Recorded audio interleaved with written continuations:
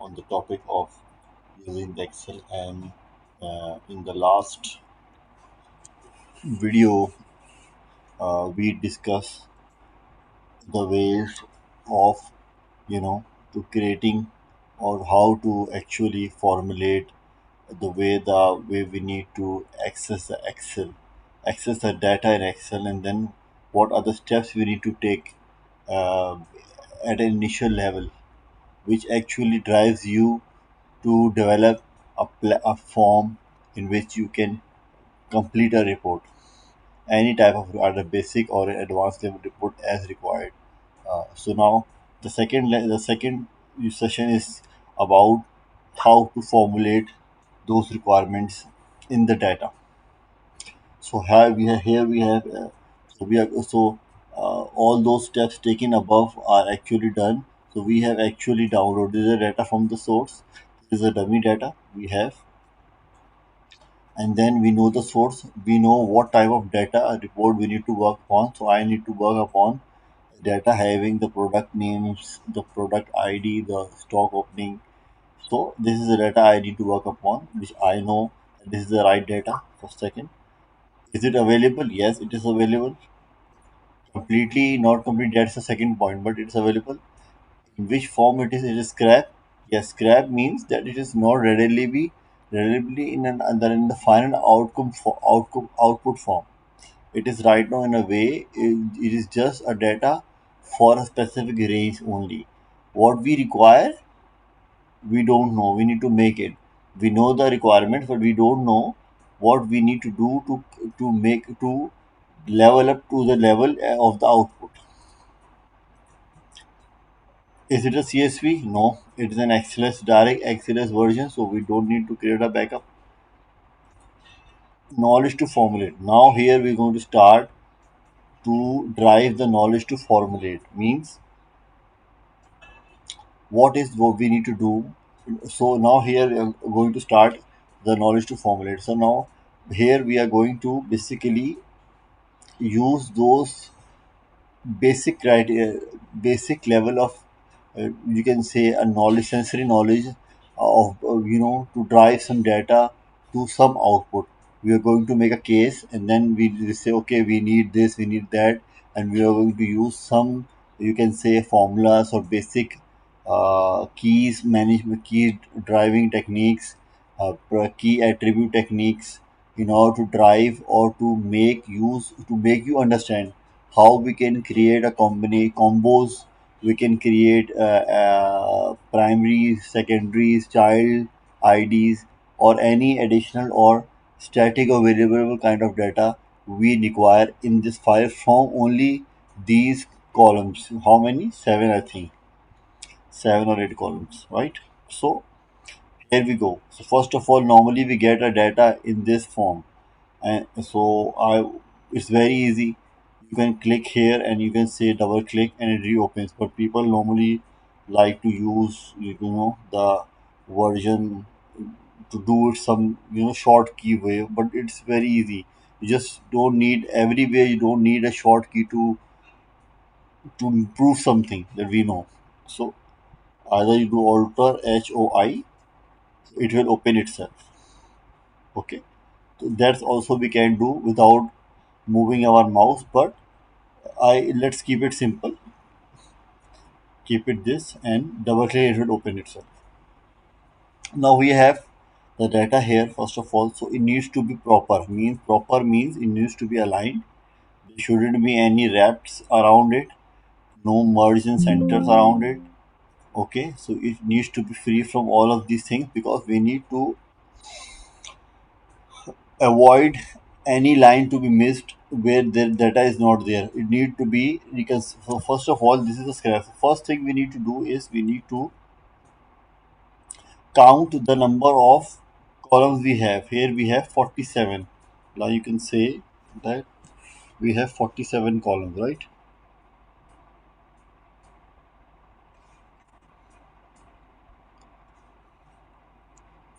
So 47, here 48. So 47 columns of data. So it reads the data. So here Isn't reading the blank. So if I update one here, then it will now say 48 columns, right? So for the first header we are not going to do, so this means there are 47 columns of data. So normally people, we basically do a total of everything in order to maintain a type of sheet. But in order to do a reconciliation, we do prefer to make a backup of this report or a reconciliation window, a way, a tool in which we need to have a reconciliation of items we have. For example, we are not going to learn the pivot right now, but just to define the concept of reconciliation. Whatever data we have in hand, it needs to be reconciled to the source. Always needs to be reconciled to the source. So at least it should not be challenged at a later stage in any way, in any manner. So we can say that products are, we can say this is the product name, okay, and what is the opening stock? So we say the cost price in per unit and USD. It's enough to reconcile cost price per unit and in USD, right? So if you can say that this is the cost price in per unit and USD total. So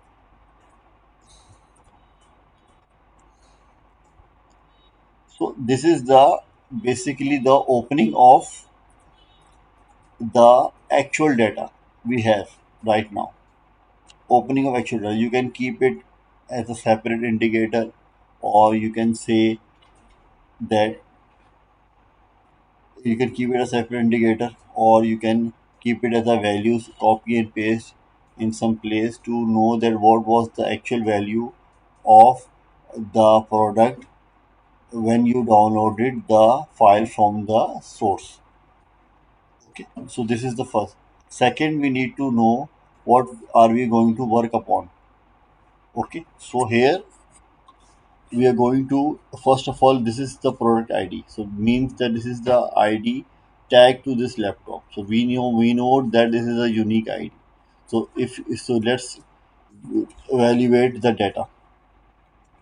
Normally people use count if to count the row, the range. I use it as a different level of count if, means the way we use it is, I use this a different approach. I'm going to make you learn how we are going to use count if. Count if range. This is the range. Now the criteria here is laptop. So we are not going to, normally they freeze the criteria, but I'm not going to freeze it. Why? Because I'm going to run down the laptop in below rows again and again, minusing the first criteria, means excluding the first one. So as you go down, so the range of the second one will be this one, okay, B4, not the one above. So if I go down, the range of the third one will be keyboard independently, not the above. So if I say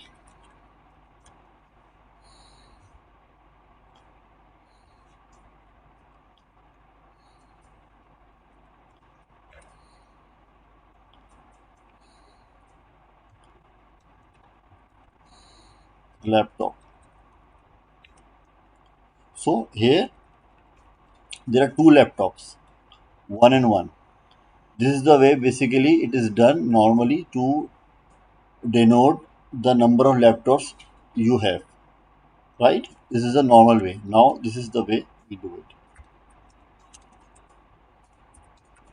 it. You can differentiate the way we are going to use this, the count if possibility, that how it is different from the previous one, right?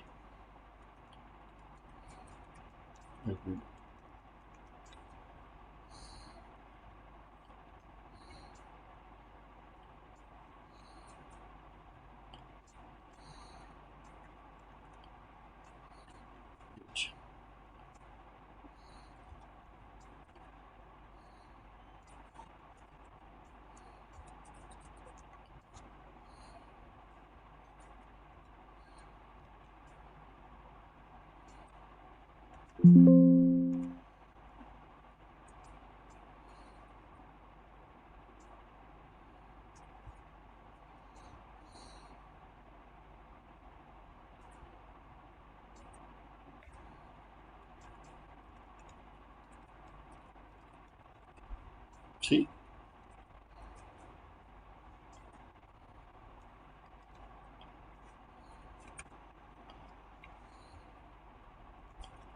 in this version of it, if you can see that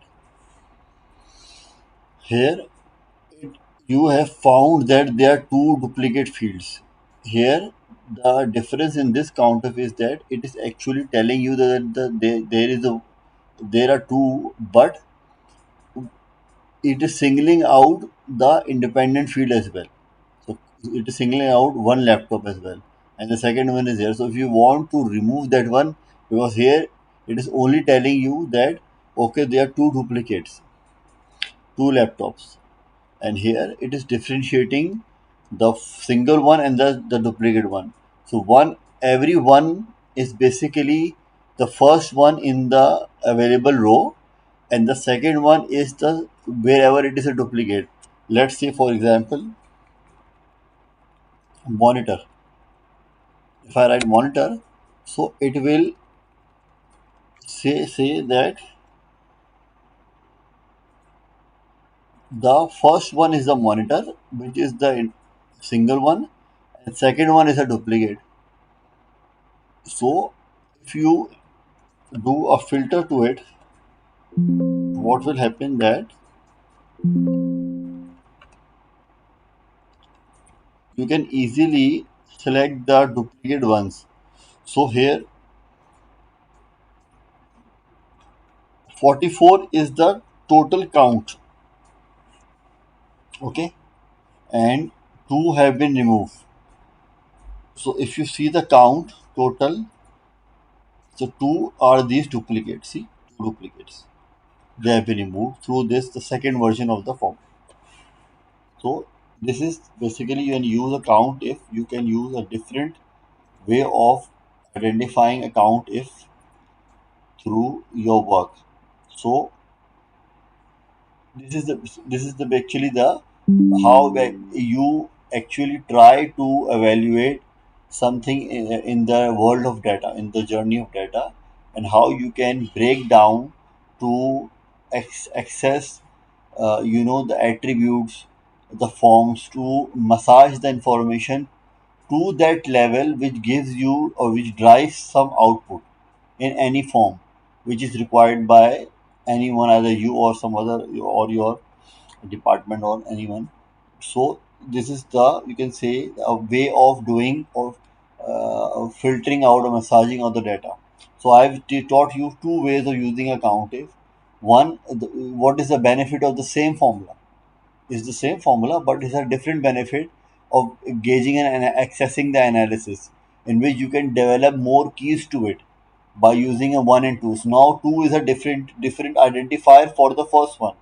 If I want to develop a combo, then P101 laptop 02 is a combo identifier for the second one. And one is the first one. So we can say at any level that okay, if there are two laptops, then how we are going to I'm going to detail you in the next video, but just to describe you on the laptop and the monitor, that if I going to make a combo identifier for this, then how are we going to make it? You can use ampersand as well, is your wish. So if this is the laptop, and right, and two, right,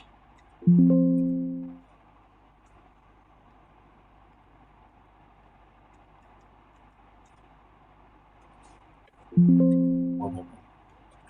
Okay,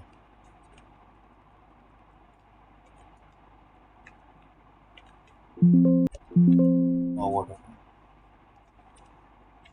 Okay. So basically, this is the first version of the laptop, and this is this. And if I say laptop and monitor, so this is basically, we can say that we have two combinations of a laptop and a monitor, monitor 1 and monitor 2. This is a new key, key apart from the first key. So it has a ID, a name, and two means the sequence, means there are two items. The two item, one means one. So this is the first one, then 103 is the first one, and 101 is the second one.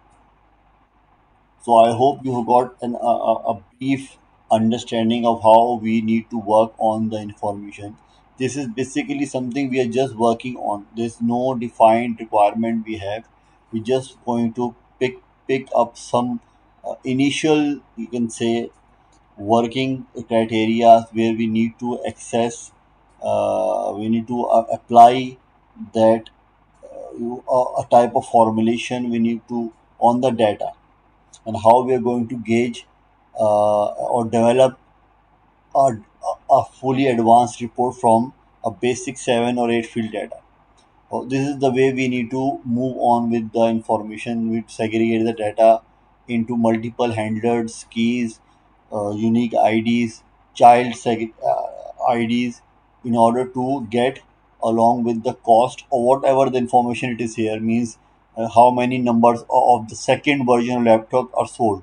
If I'm going to develop this chart, I'll go update this chart in the sheet 4 pivot, then I have that second laptop, the units were sold were 10, and the first one units were sold were 15, and how many remaining 17 hands, 16 hands. So I have a segregation of independent segregation. One laptop, one unit was sold for the of 3,500, the second one was of 72,000. Why there is a gap? So you can create an analysis, a trigger analysis as well, like why these are both laptops, why it is being sold for 3,500 and the other unit is sold for 7, why there is a big difference. If there is a cost for 50 per unit that is being sold at 1,200, then those analysis will lead to more investigations and more questions, that okay, why there's a difference. They will say, okay sir, the laptop, this one is of a lower or a used or refurbished one, that one's a new ones. So this is how you develop or investigate or question something on the data or information. You analyze and then you question it out.